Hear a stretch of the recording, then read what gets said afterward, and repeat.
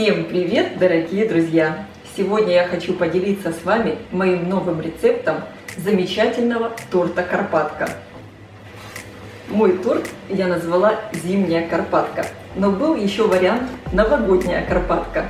Она получается реально очень красивая, праздничная, по-настоящему новогодняя. Как вы видите, в этом торте много мандаринов, которые ассоциируются с новогодними праздниками. Так что пишите в комментариях, какое вам название нравится больше. Этим тортом вы точно удивите всех своих родных и близких. Внешний вид торта получается очень эффектный. Коржи красиво запеклись. Сверху здесь на коржах еще песочная сладкая крошка, очень вкусная. Много крема, похожего на мороженое.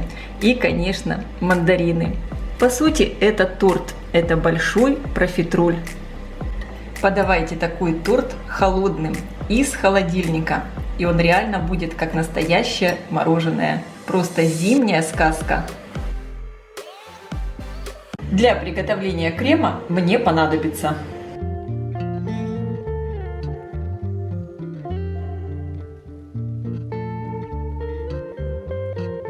в сотейник вливаю молоко, добавляю сгущенку, перемешиваю и доведу все почти до кипения. В миску всыпаю крахмал и соль. Добавляю яйца. Хорошо перемешиваю до однородности, чтобы не было комочков. Молоко начинает закипать.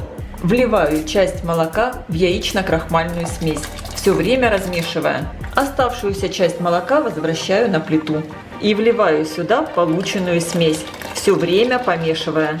И теперь варю мой заварной крем до того момента, как он хорошо загустеет и закипит. Обязательно хорошо размешиваем, чтобы крем не пригорел. Пошли пузыри. Кастрюлю снимаю с плиты. Продолжаю интенсивно все размешивать, так как кастрюля еще горячая. И здесь еще продолжается процесс приготовления. Добавляю в массу 2 чайные ложки экстракта ванили. Можно также использовать и ванильный сахар. Хорошо перемешиваю. Посмотрите, какой красивый шелковистый крем получился, без единого комочка. Если все же так получилось, что у вас в креме образовались комочки, всегда можно исправить ситуацию, пропустив крем через сито. Переливаю крем в миску, чтобы он быстрее остывал. Закрываю все пищевой пленкой, причем пленку опускаю прямо в контакт с кремом, чтобы не образовывалась корочка. И оставляю до полного остывания. Для приготовления штрейзельной крошки мне понадобится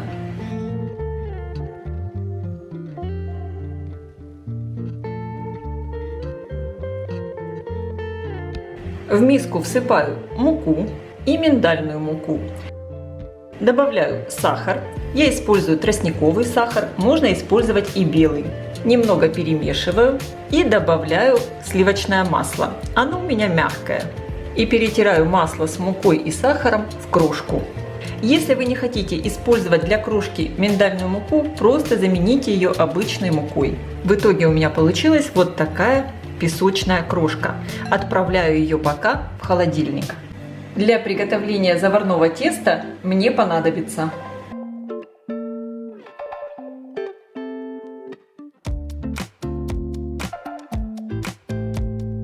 в сотейник вливаю воду, добавляю сливочное масло и соль.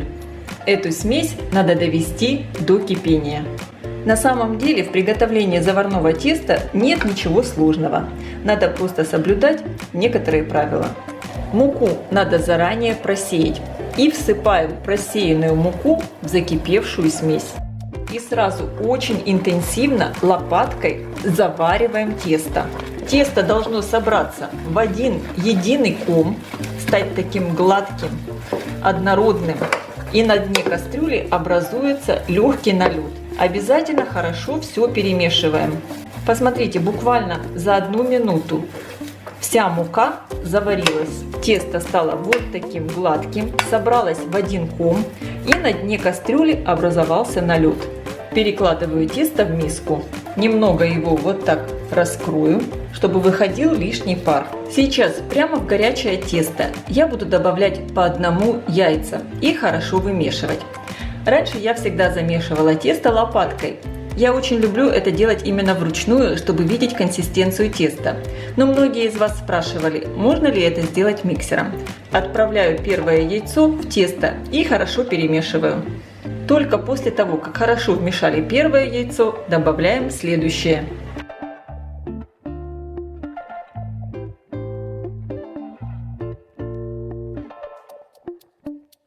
Я хорошо вмешала 3 яйца. Четвертое я буду добавлять постепенно. Я его разболтаю вилкой. Очень важно, чтобы яиц не получилось слишком много, чтобы тесто не получилось жидким. Я добавляю примерно половину яйца и хорошо перемешиваю. И сейчас я проверю консистенцию теста.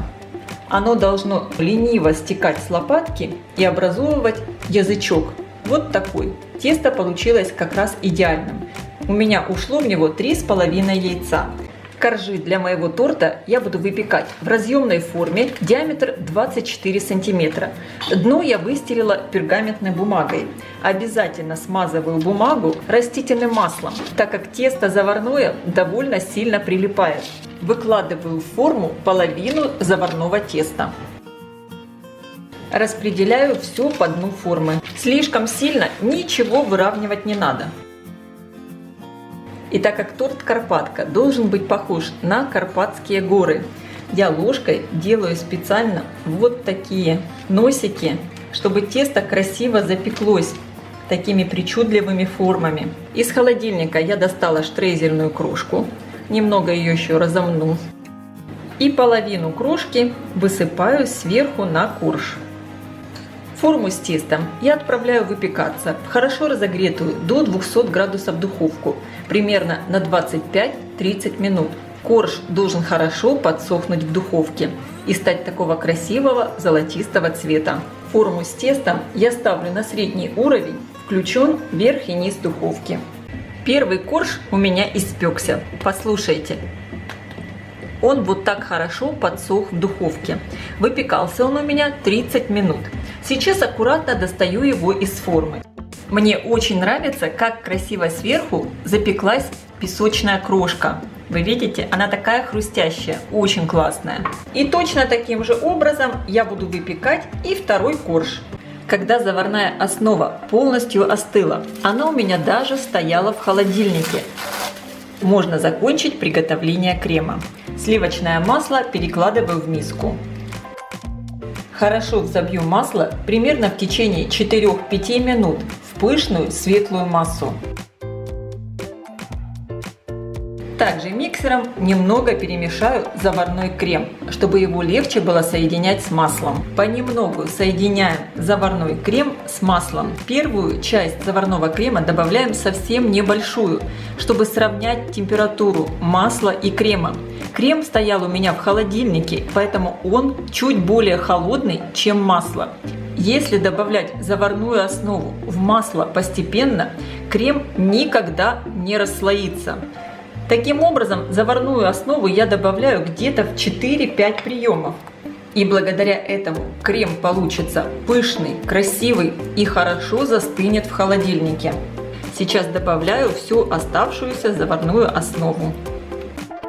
И мой крем готов. Посмотрите, какой он получился нежный. Структура идеальная, такая гладкая, ровная.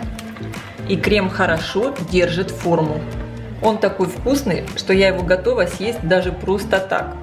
Для моей Карпатки сегодня я буду использовать мандарины. Я постаралась подобрать мандарины одинакового размера. Я их уже очистила. Из 2 коржей надо выбрать, какой вы хотите выложить вниз, какой оставить сверху. Я вот буду сверху оставлять корж, который у меня получился такой более рельефный. Перекладываю мой первый корж на тарелку. Сверху я устанавливаю кольцо. Можно формировать торт в той форме, в которой вы его выпекали, то есть в разъемной форме 24 сантиметра. По краям формы я выложу вот такие обычные файлы плотные. от папки канцелярской. У меня просто нет ацетатной пленки. Если у вас есть ацетатная пленка, используйте ее. Сверху на корж выкладываю часть крема, чтобы мандарины получились внутри крема. Сейчас по кругу я выложу мандарины. Слегка их вот так утапливаю в крем. У меня поместилось здесь 8 мандаринов. Я постаралась их расположить достаточно плотно. Сверху я выкладываю весь оставшийся крем и хорошо все разравниваю. Хорошо распределите крем по бокам и в середине, чтобы не было пустоты. Здесь в середине получается вот такая небольшая вершина из мандаринов. Она будет красиво смотреться в разрезе. Сверху я выкладываю второй корж, прижимаю. Я стараюсь вот эти края коржа уложить полностью на слой крема, чтобы не было здесь внизу пустоты. И сейчас, как всегда, отправляем торт в холодильник, для того, чтобы крем хорошо застыл. Я отправлю мой торт в холодильник на ночь. После того, как достали торт из холодильника, снимаем с него кольцо.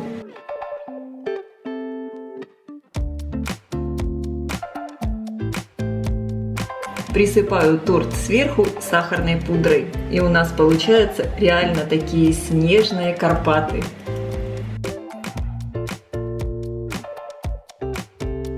У меня на канале уже есть несколько рецептов торта Карпатка. И Карпатка шоколадная, и также еще рулет Карпатка. Я вообще обожаю этот торт, он такой вкусный, такой нежный. И я пробую.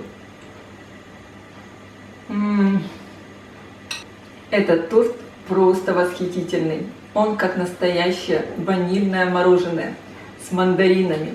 Этот аромат, он получается такой новогодний, такой праздничный. Обязательно подавайте торт холодным к столу. Он реально получается как настоящее мороженое. Друзья, я всем рекомендую приготовить эту зимнюю Карпатку с мандаринами. Это будет просто беспроигрышный вариант к новогоднему столу. Я желаю всем приятного аппетита. Ставьте лайки, пишите ваши комментарии. Делитесь этим новым видео с вашими друзьями в социальных сетях. Подписывайтесь, кто еще не подписан, на мой канал Люда Изикук Позитивная кухня. Всем пока!